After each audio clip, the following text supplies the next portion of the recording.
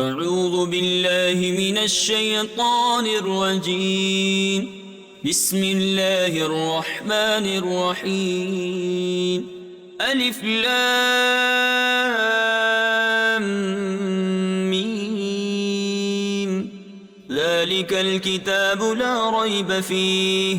هدى للمتقين الذين يؤمنون بالغيب ويقيمون الصلاة ومما رزقناهم ينفقون والذين يؤمنون بما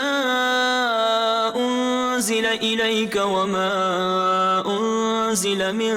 قبلك وبالآخرة هم يوقنون أولئك على هدى من ربهم وأولئك هم المفلحون إن الذين كفروا سواء عليهم أأنذرتهم أم لم تنذرهم لا يؤمنون ختم الله على قلوبهم وعلى سمعهم وعلى أبصارهم غشاوة ولهم عذاب عظيم صدق الله العظيم